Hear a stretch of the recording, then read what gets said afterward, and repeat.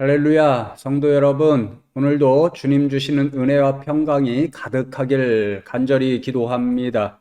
오늘도 시편 말씀을 통해서 함께 은혜를 나누고자 하는데요.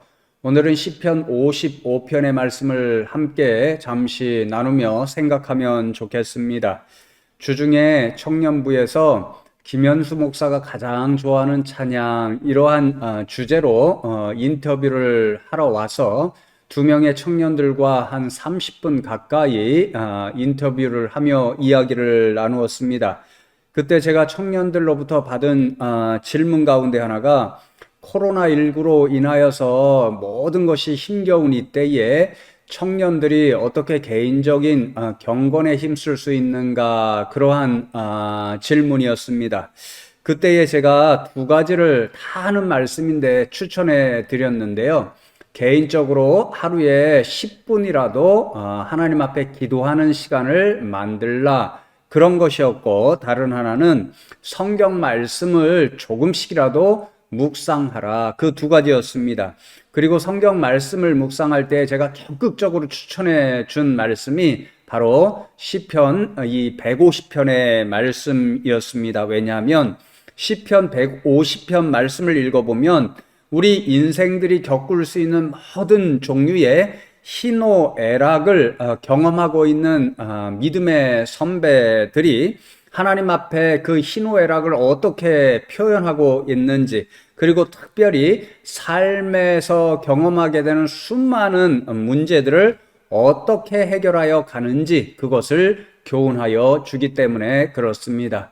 성도 여러분도 참으로 힘겨운 이 시대를 살아가고 있는데, 말씀을 묵상할 때 이 시편 말씀을 읽고 묵상하면서 수많은 믿음의 선배들이 그랬던 것처럼 우리의 모든 문제를 하나님 앞에 들고 나가서 해결받는 일들이 있으면 좋겠습니다.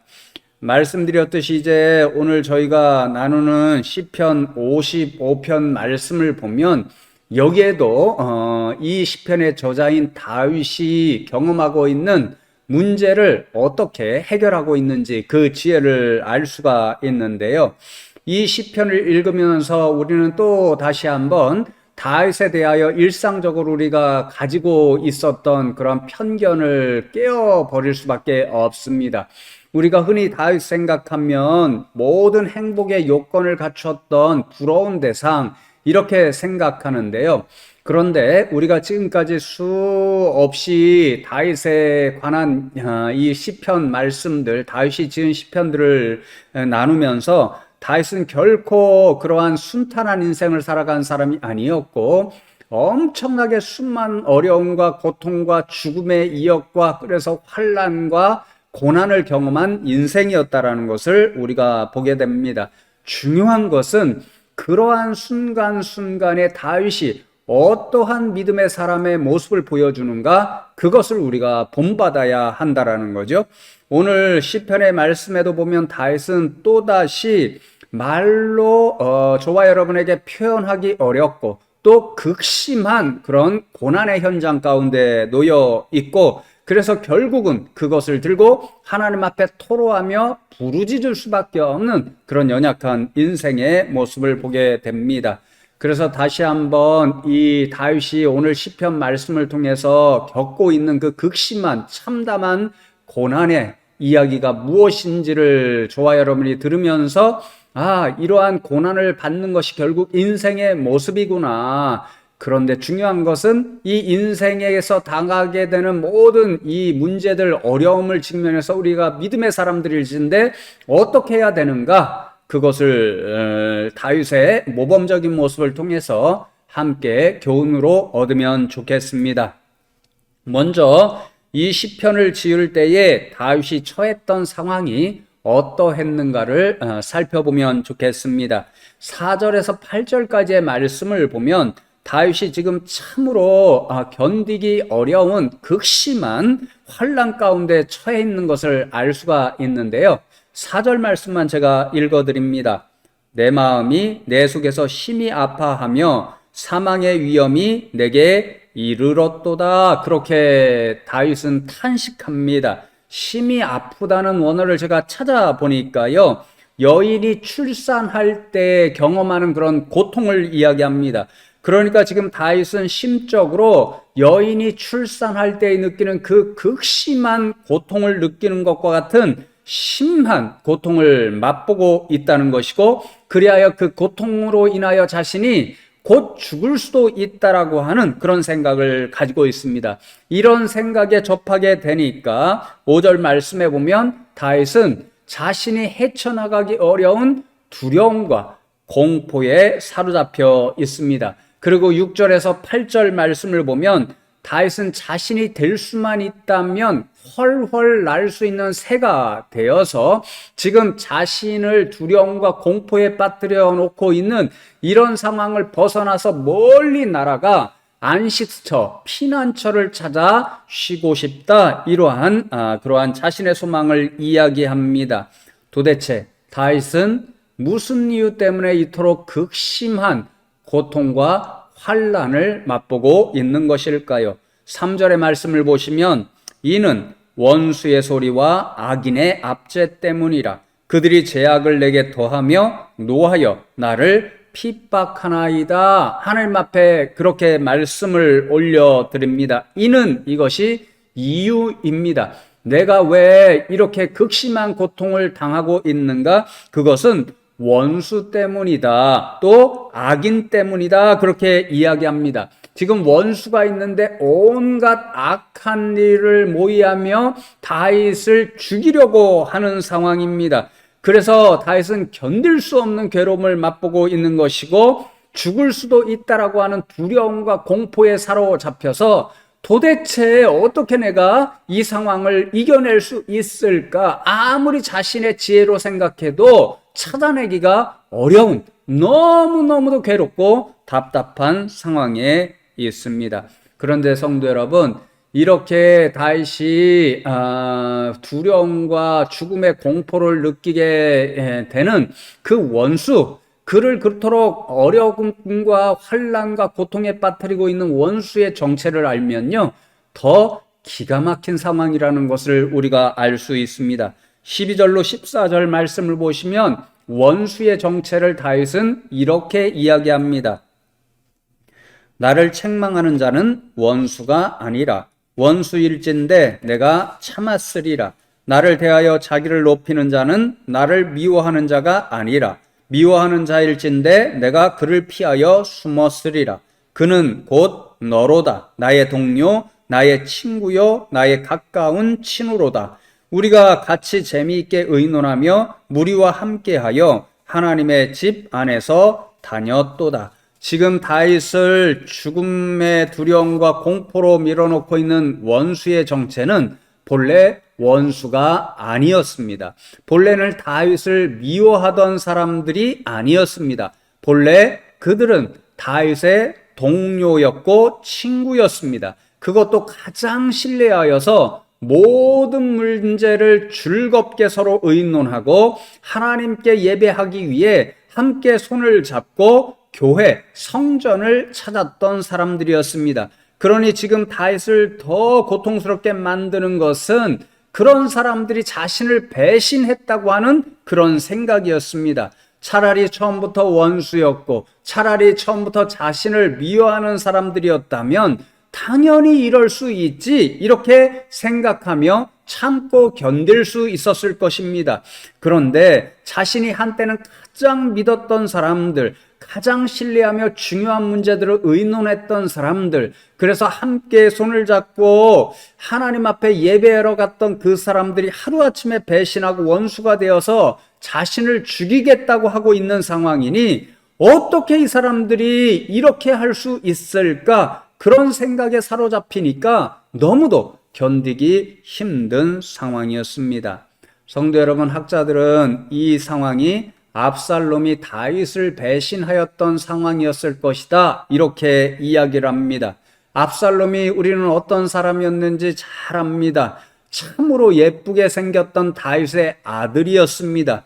그래서 다윗이 가장 사랑하는 그런 아들 중에 한 사람이었습니다. 그런데 그토록 사랑하고 아끼고 예뻐했던 아들 압살롬이 아버지 다윗을 죽이고 자신이 왕이 되겠다고 모반을 하고 반역을 일으키고 원수가 되었습니다.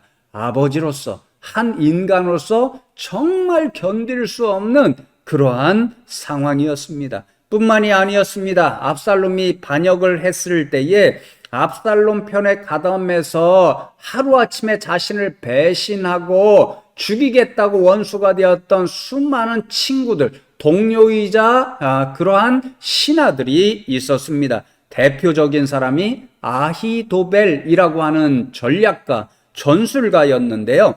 이 사람은 정말 지혜로운 사람이었기 때문에 다윗이 크고 어려운 문제들이 생기면 가장 먼저 신뢰하며 이야기를 나누는 가장 친한 친구이자 동료였던 사람이었습니다. 그래서 13절에서 다윗이 말하는 동료이자 친구는 바로 아히도벨이었을 것이다 라고 이야기하는 학자들이 많이 있습니다. 그렇게 가장 신뢰하고 그리고 국사의 모든 일들을 논의했던 친구이자 신하도 다윗을 배신하고 압살롬의 편이 되어서 다윗을 죽이려는 원수가 되었습니다. 그러니 성도 여러분, 이 모든 상황을 생각해 볼 때에 한 인간으로서 다윗은 이 사람들이 어떻게 나를 대하여 이럴 수가 있나, 이런 생각에 사로잡혀서 정말 견딜 수 없는 그러한 고통을 느낄 수밖에 없었습니다. 사랑하는 성도 여러분, 이미 말씀드렸죠? 이러한 것들이 다 우리 인생에게 다가올 수 있는 그러한 상황이고, 그런 상황에 사로잡히면 저와 여러분도 아마 다윗처럼 이렇게 탄식하고 어떻게 이런 일이, 어떻게 이 사람들이 나를 이런 생각에 사로잡힐 수 있을 것입니다. 중요한 것은요, 어떻게 그러한 상황으로부터 우리가 믿음의 사람들로 대처할 수 있는가, 이것입니다. 다윗의 모습을 보십시오. 16절과 17절을 보시면 다윗이 이 고통스러운 상황을 견디며 이겨내가기 위해서 이렇게 영적인 모습을 보입니다. 나는 하나님께 부르짖으리니 여호와께서 나를 구원하시리로다. 저녁과 아침과 정오에 내가 근심하여 탄식하리니 여호와께서 내 소리를 들으시리로다. 성도 여러분, 지금까지 여러 많은 그런 다윗의 시편들을 함께 나누었고, 그 시편들에서도 다윗이 수많은 형태의 어려움과 고통, 죽음의 공포에 사로잡힌 그런 모습을 볼 수 있었습니다.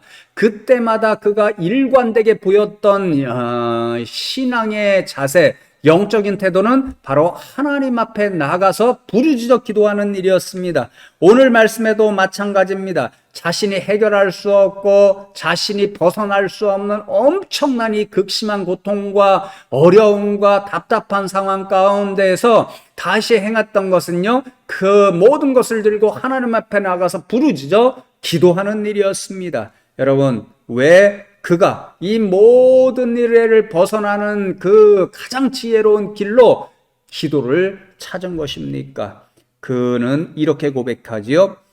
하나님께서 나를 구원하시리로다. 내 소리를 들으시리로다. 하나님 앞에 부르짖어 기도하면, 탄식하며 기도하면 하나님께서 자신의 기도를 들어주시고 자신을 건져 주신다는 그 믿음이 있었기 때문에 다윗은 모든 다른 방법이 아니라 가장 먼저 그리고 가장 간절하게 하나님 앞에 나가 기도하는 길을 찾았습니다.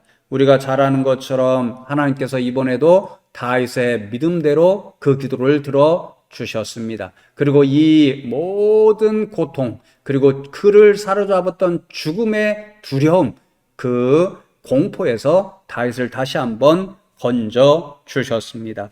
그래서 성도 여러분, 이런 경험을 통하여 다윗은 마지막으로 저와 여러분에게도 자신이 실천했던 동일한 신앙의 길을 걸어가라고 권면합니다. 22절과 23절의 말씀이 아마도 오늘 핵심 말씀일 것 같아서 제목을 이 말씀에서 따서 그대로 내 짐을 여호와께 맡기라 이렇게 정했는데요. 내 짐을 여호와께 맡기라. 그가 너를 붙드시고 의인의 요동함을 영원히 허락하지 아니하시리로다. 하나님이여, 주께서 그들로 파멸의 웅덩이에 빠지게 하시리이다. 피를 흘리게 하며 속이는 자들은 그들의 나래판도 살지 못할 것이나 나는 주를 의지하리이다. 이렇게 노래합니다. 내 짐을 여호와께 맡기라. 두려움의 짐이 있습니다. 걱정과 염려와 불안의 짐이 있습니다. 생업이 너무도 힘든 그런 짐이 있습니다. 인간 관계에 어려움을 느끼게 하는 짐이 있습니다. 오늘날과 같은 코로나19의 짐이 있습니다. 그 모든 짐을 여호와께 하나님께 맡기십시오. 이것이 다윗이 오늘도 저와 여러분에게 권하는 신앙의 길입니다. 여러분, 맡기라는 말이 참으로 기가 막힌 그런 뜻을 가진 단어인데요. 원어의 의미로는 벗어 던져버린다, 이런 뜻을 가지고 있습니다.